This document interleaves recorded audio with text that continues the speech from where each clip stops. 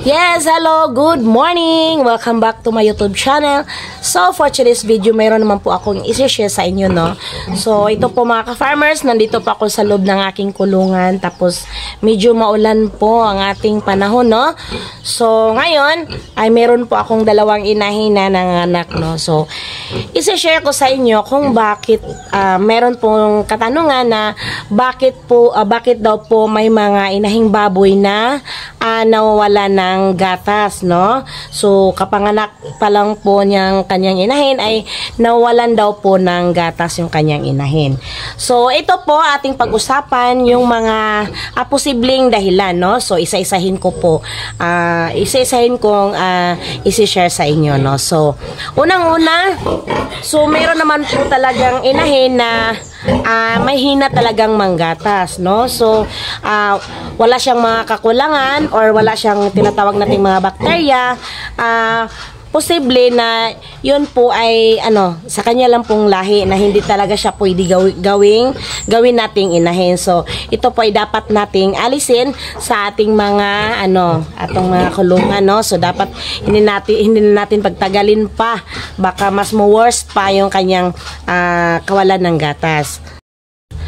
At ang pangalawa namang dahilan kung bakit humihina ang gatas ng ating inahing baboy ay posible po yung kanyang paghihirap sa kanyang panganganak, no? So, after po siya manganak, dapat po natin siyang bigyan po ng paracetamol, no? So, ilagay po natin sa yung tinatawag nating timba or kabo, no? So, lagyan po natin ng maliit na tubig or ihalo po natin sa kanyang pagkain para po maiwasan po natin yung kanyang paglalagnat or yung parang giniginaw, no? So, kapag may karamdaman po ang ating mga inahin, ayun po ang dahilan kung bakit talagang humihina or posibleng mawawalan ng gatas. At ang pangatlo namang dahilan kung bakit humihina ay yung inahin na wala ng gatas dahil sa sugat ng suso, no? So, kapag nasusugatan po ang suso ng ating mga inahing baboy ay hindi na po siya magpapasuso dahil po sa likha ng matatalas na ngipin ng kanyang mga anak. So, yun po ang ating gawin after po manganak ang ating inahing baboy ay dapat na po nating putulan ng ngipin. At meron naman pong dahilan kung bakit humihina ang gatas ng iting inahing baboy ay ang pang-apat po ay yung tinatawag po nating may karamdaman sa kanyang matres, no? So, kapag may karamdaman sa matres ay isa po yung dahilan kung bakit humihina or posibleng mawawalan. So, after po manganak ang ating inahing baboy, take note po, dapat po tayong magbigay na po ng antibiotic for antay, no? So, para po maiwasan ang kanyang mga karamdaman.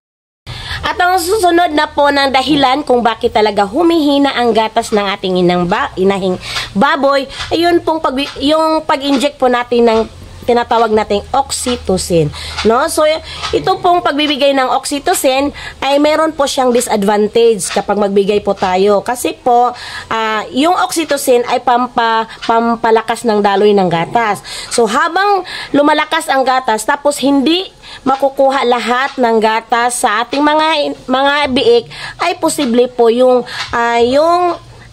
gatas ng inahin ay mawawala. So, iwasan po natin kapag lalo na kapag kunti lang pong anak ng ating inahing baboy tapos lumalakas ang gatas at hindi makukuha. So, posible pong dahilan kung bakit mawawalan tuloy.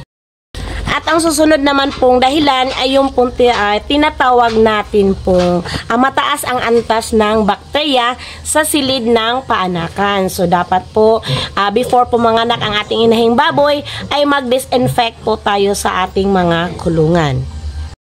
At ang panghuli naman po na posibleng humihina ang gatas ng ating inahing baboy ay yung pong katandaan ng ating inahing baboy, no? So, mayroon po tayong limit kung kailan lang po natin dapat paanakin ang ating mga inahing baboy. So, yun lang po ang aking ma-share sa inyo, and I hope mayroon po tayong natutunan in my short video. So, sa hindi pa nakasubscribe sa aking channel, please subscribe, i-delete Pellegrino, and click the notification bell para updated po tayo sa mga susunod ko na mga videos. So, thank you for watching and God bless us all.